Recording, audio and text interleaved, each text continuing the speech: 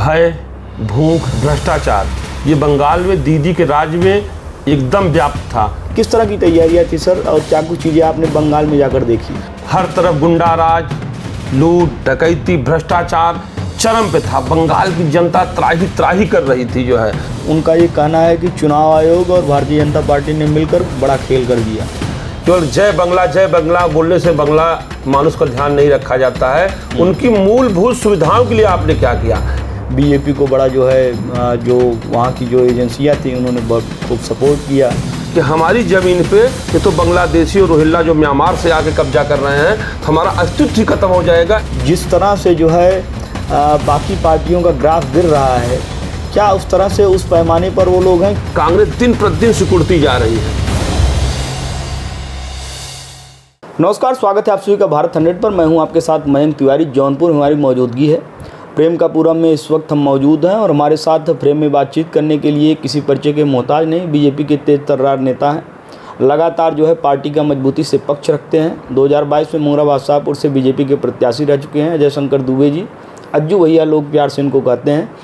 क्या कुछ कहना चाहेंगे? 5 राज्यों का चुनाव परिणाम आया और कहीं न कहीं बंगाल में भी आप लगातार जो है बने हुए थे, तो बंगाल का जो चुनाव परिणाम था वो बड़ा ही अप्रत्याशित था। 2016 में 2 सीटें थी और आज लगभग आप करीब 200 के करीब पहुंच गए। किस तरह की तैयारियां थी सर, और क्या कुछ चीज़ें आपने बंगाल में जाकर देखी? देखिए, बंगाल की जनता दीदी से एकदम परेशान हो गई थी। भय, भूख, भ्रष्टाचार ये बंगाल में दीदी के राज में एकदम व्याप्त था। और सबसे बड़ा मुद्दा वहाँ पे रोहिल्ला और बांग्लादेशियों का था। जो दीदी माटी मानुष की बात करती थी जो है, वहाँ मानुष का इतना बुरा हाल था। मैं मालदा गया, फरक्का गया, सिलीगुड़ी गया, जलपाईगुड़ी गया, कूच बिहार गया, बांकुरा गया। मतलब इतनी स्थिति दयनीय थी जो है कि लगता ही नहीं था जो है कि यहाँ पे कोई सरकार चल रही है। हर तरफ गुंडा राज, लूट, डकैती, भ्रष्टाचार चरम पे था। बंगाल की जनता त्राही त्राही कर रही थी जो है। तो सब लोगों ने इस बार मन बना रखा था कि मोदी जी के साथ चलना है, क्योंकि मोदी जी कोई भेदभाव नहीं करते हैं। उनका एक जो नारा है, सबका साथ, सबका विकास, सबका विश्वास, उसी के आगे बढ़ाते हुए हम लोगों ने बंगाल में संगठन को अच्छी तरीके से चुस्त दुरुस्त किया। माननीय हमारे यशस्वी राष्ट्रीय महामंत्री सुनील बंसल जी के नेतृत्व में बंगाल से जब से प्रभारी हुए, हर गांव-गांव, हर बूथ पे हो गए जो है। और भारतीय जनता पार्टी के कार्यकर्ताओं को जागृत किया, मजबूत किया, जिसका परिणाम कल आपने देख ही लिया। ममता बनर्जी का एक और आरोप है, वो उनका ये कहना है कि चुनाव आयोग और भारतीय जनता पार्टी ने मिलकर बड़ा खेल कर दिया। जो हारता है वो यही कहता है।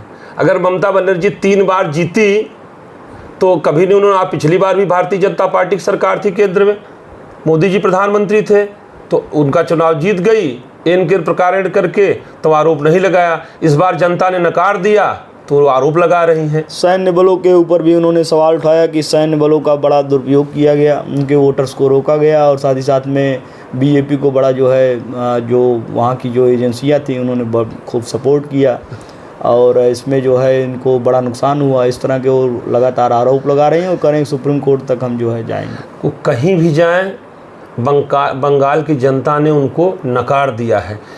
2000 में जब राजनीति में बंगाल की सक्रिय राजनीति में आई, वो तो पहले से ही राजनीति में थी, लेकिन जब बंगाल की माटी पर उन्होंने आया और अपनी पार्टी का गठन किया, तो उन्होंने नारा दिया था जो है कि हम माटी का ध्यान रखेंगे, बंगला का ध्यान रखेंगे।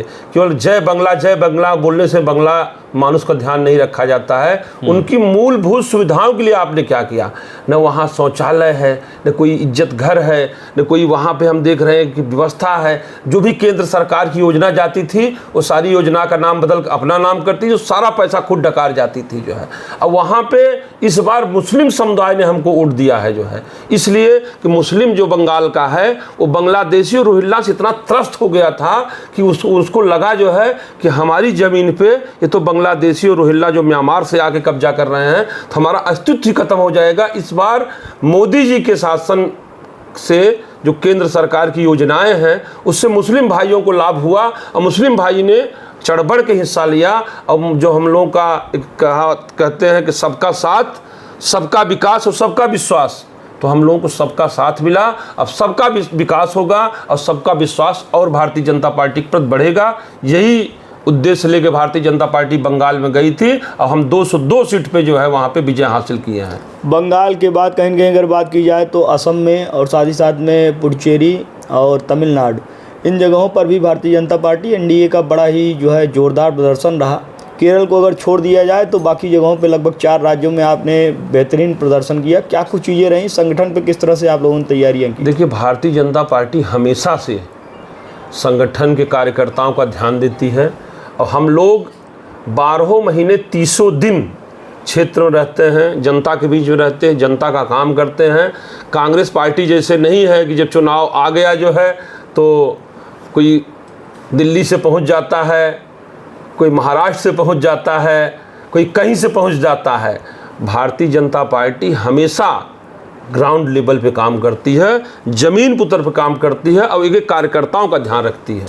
कांग्रेस ने केरल में विजय हासिल की। कांग्रेस पार्टी का लगातार ये कहना है कि जिस तरह से जो है चीज़ें हो रही हैं, जहाँ पर बहुत बेहतरीन तरह से उन्होंने काम किया है, वहाँ पर चीज़ें बेहतर हो रही हैं, आगे भी और सुधार करेंगे। देखिए, वहाँ पे कांग्रेस की नहीं विजय हुई है, वहाँ 10 साल से कम्युनिस्ट की सरकार थी। है मतलब उनके सहयोगी दलों की। हाँ, कम्युनिस्ट की सरकार थी और कम्युनिस्ट से लोग परेशान हो गए हैं। कम्युनिस्ट को हटाया है, इसलिए वहाँ पे कांग्रेस आई है। कांग्रेस कोई अपने मतलब कार्य पद्धति से या संगठनात्मक ढांचा तैयार करके ग्राउंड लेवल पे काम करके नहीं आई है। कम्युनिस्टों से लोग नाराज थे, इसलिए वहाँ पे कांग्रेस को सपोर्ट कर दिया और कांग्रेस की सरकार बन गई। कांग्रेस दिन प्रतिदिन सिकुड़ती जा रही है। अब भारतीय जनता पार्टी इस समय विश्व की सबसे बड़ी पार्टी है।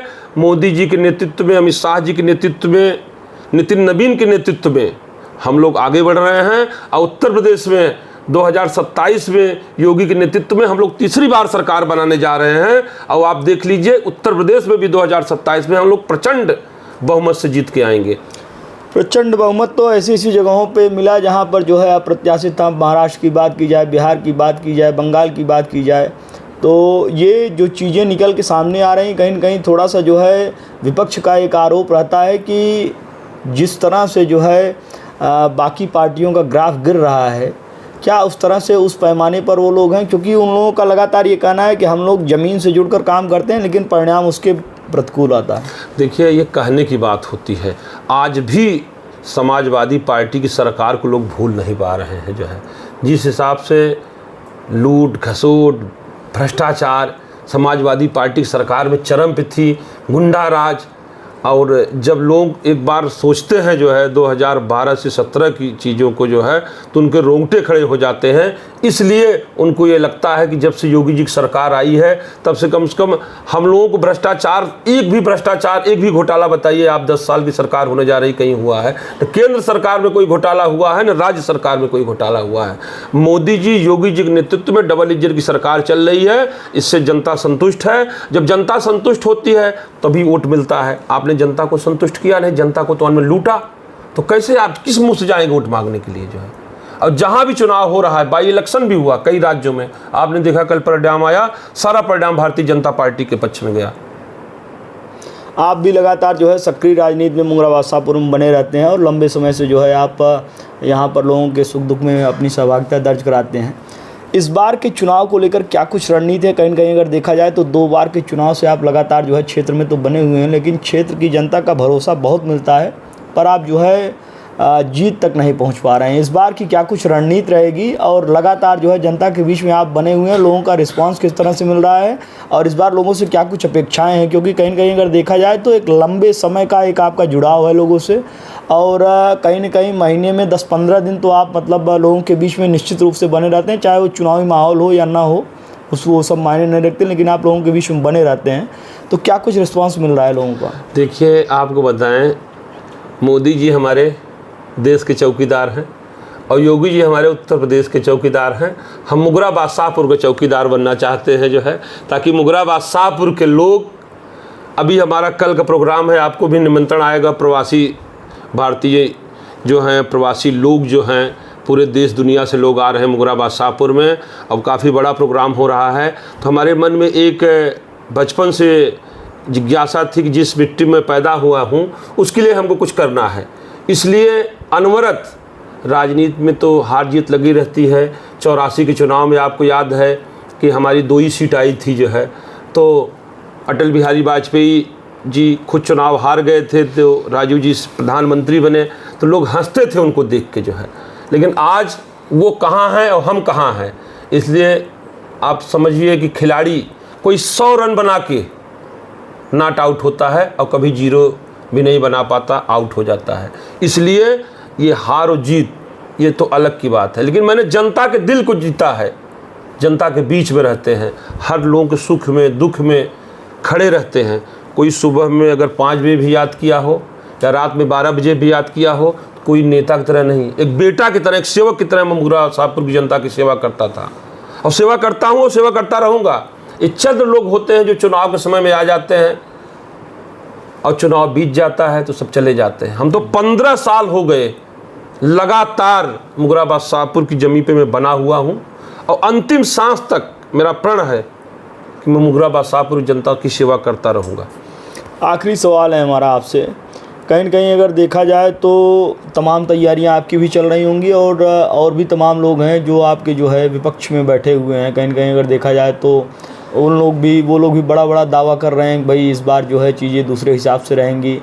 और समाजवादी पार्टी की भी अलग अलग तैयारियां चल रही हैं, बीएसपी की भी अलग अलग तैयारियां चल रही हैं। बीएसपी ने अपना कैंडिडेट भी घोषित कर दिया है यहाँ से। क्या कुछ चीज़ें रहेंगी, कितना आप जो है कहीं न कहीं एक ब्राह्मण कैंडिडेट बीएसपी से भी आ रहा है, कितना क्या कुछ फाइट में किस तरह की आप रणनीति बनाएंगे इस बार? देखो, भारतीय जनता पार्टी की अपनी एक विचारधारा है, अपना एक सिद्धांत है, अपना एक उसूल है। जो भाजपा के हैं वो भाजपा के साथ खड़े हैं। बहरहाल रही आप बसपा की बात कर रहे हैं तो बसपा में तो मैंने ऐसा देखा है कि नामांकन आज हो रहा है और सुबह टिकट चेंज हो जाता है। अभी चुनाव काफ़ी समय है, 8 महीना है जो है, तो बहुजन समाज पार्टी के लिए ये कोई नहीं कह सकता है जो प्रत्याशी अभी है वही लास्ट तक रहेगा। वो तो बहन जी के ऊपर होता है जो है कि कभी भी किसी का टिकट चेंज करके किसी को कर देते हैं। लेकिन बसपा से कोई लड़े, सपा से कोई लड़े, इस बार मुगराबाद शाहपुर में भारतीय जनता पार्टी का कमल खिलेगा और भारतीय जनता पार्टी का ही विधायक होगा। यूजीसी को लेकर जो है कहीं न कहीं पहले जो लोग मतलब प्रचंड बीजेपी के वोटर्स थे, उसमें जनरल कैटेगरी के 95% लोग, आप भी इससे भली भांति वाकिफ़ होंगे कि 95% जनरल कैटेगरी के लोग बीजेपी को वोटिंग करते हैं। भले ही उनके मन का कैंडिडेट ना हो, एक बार के लिए वोटिंग से वो मुकर जाएं, लेकिन दूसरी पार्टी की तरफ उनका झुकाव नहीं हो पाता है। हम आपसे ये जानना चाहेंगे कि यूजीसी को लेकर बीजेपी का जो कुछ स्टैंड रहा, उसको लेकर बीजेपी के जो प्रचंड सपोर्टर्स रहे वो भी अपनी नाराज़गी जाहिर की है, उनको क्या कुछ मैसेज देना चाहेंगे? देखिए, वो सब भ्रम है, गलत अफवाहें फैलाई जा रही विपक्षियों के द्वारा। जब विपक्ष के लोग ये जान गए हैं जो है हम कुछ कर नहीं सकते हैं जो है, तो तमाम तरह से अलूल जलूल अफवाह उड़ा रहे हैं। भारतीय जनता पार्टी के जो कार्यकर्ता पहले था वो आज है, वो भविष्य में भारतीय जनता पार्टी के साथ रहेगा। कोई कितना भी भ्रम फैला ले, कुछ भी कह ले, कार्यकर्ता पे, जनता पे कोई उसका असर पड़ने वाला नहीं है। भारतीय जनता पार्टी, आप लिख लीजिए मयंक जी, 2027 में जौनपुर में 9 की 9 सीटें हम जीतने जा रहे हैं। योगी जी के नेतृत्व में, मोदी जी के नेतृत्व में 2027 में इतिहास रचा जाएगा जो है, सबसे बड़ी प्रचंड जीत होगी। मैं आपको ये विश्वास दिलाता हूँ। भारत 100 को आपने अपना कीमती समय दिया, इसके लिए आपका बहुत बहुत आभार। तो ये थे हमारे साथ बीजेपी नेता अजय शंकर दुबे जी, 2022 में मुगराबाद शाहपुर से बीजेपी के प्रत्याशी रह चुके हैं। पुरजोर इनकी तैयारियां हैं 2027 चुनाव को लेकर। साथ ही साथ में इनका साफ और स्पष्ट संदेश है कि लोगों को जो भी चीज़ें इस बार निकल के सामने आ रही हैं, कहीं न कहीं यूजीसी की बात हो या और कोई भी बात हो, तो जनता को गुमराह नहीं होना है, बढ़ चढ़कर बीजेपी को वोटिंग करनी है, ऐसी इनकी अपील है। देश दुनिया की तमाम बड़ी खबरों के लिए जुड़ रही है हमारे साथ।